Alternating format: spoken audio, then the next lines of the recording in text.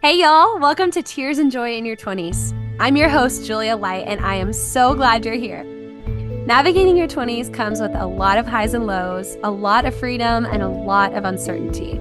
That's why I created a space for conversation about all of it. On this podcast, you'll hear interviews of creatives, entrepreneurs, people doing big things in their 20s, telling their story, tears and joy and all. I hope this helps you know you're not alone. There's so much to look forward to, and you can savor this season right in the messy middle. Hey friends, welcome back to the podcast. Today I have a different type of episode for you. So you may have seen that we started a Substack alongside the Tears and Joy podcast. It functions as a blog and an email newsletter that you can subscribe to, and each week you'll get notified with the new episode, the show notes, and additional musings along the themes of the episode.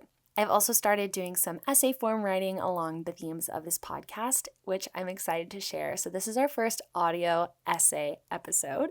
I'm in Europe right now, and I'll be back in a couple of weeks. So the next 2 weeks will be episodes like this, and then we'll jump back in with our Gen Z interviews to wrap out season 1, and I have a lot in store. So get excited. But for now, here is an essay called Slowly But Surely Changing Seasons.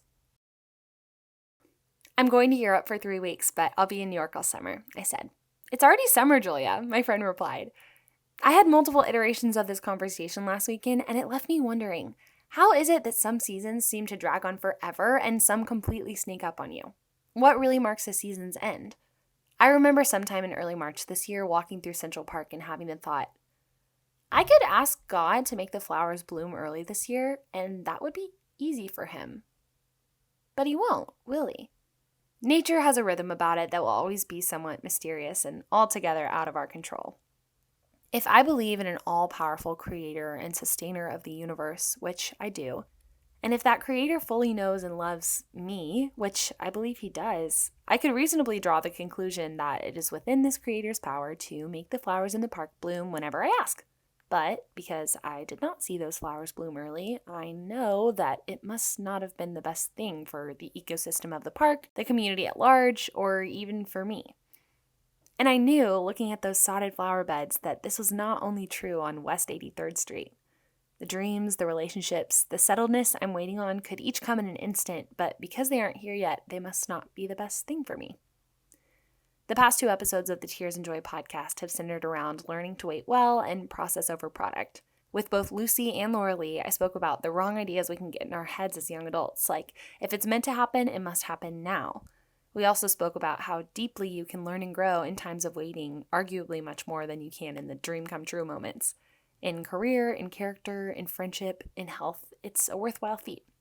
Sowing seeds in the ground, watering them, waiting, perhaps crying because you're having to wait, watering them some more, or in my case, walking by and willing these publicly funded blooms to grow, not knowing when they would.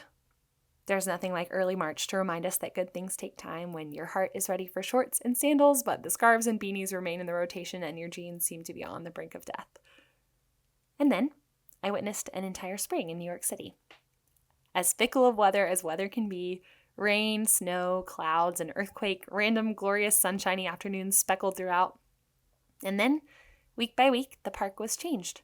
First purple blooms, then cherry blossoms, daffodils, yellow trees, then little buds on the taller trees, still with centuries-old twiggy limbs hanging above. And then one day, it was May, and everything was green, and I didn't think it could get more glorious, but perhaps now everything is in bloom, or new things have been planted, and it's all the more beautiful because they seem to come one by one. The seasons change over time, and so do we. Summer is sweeter for the dawdling of spring. Summer will soon be too hot, and we'll look forward to fall. And just like those crunchy leaves never come as quickly as we want them to, no person ever settled their career trajectory, dearest friendships, dream home, and optimized health in a day or a season or probably even a year. Your worst season won't last forever, and neither will your favorite one. Most incredible people in this world felt like absolute disasters at some point in their 20s. Savor it. You have permission to be present, to slow down, even to stop. Change may not happen as quickly as we want it to, but it always happens. Take heart, friends. All right, y'all, that's all we have for this week. Be sure to subscribe to us on Substack, follow us on Instagram and all our other social links, and we will see you back next Thursday.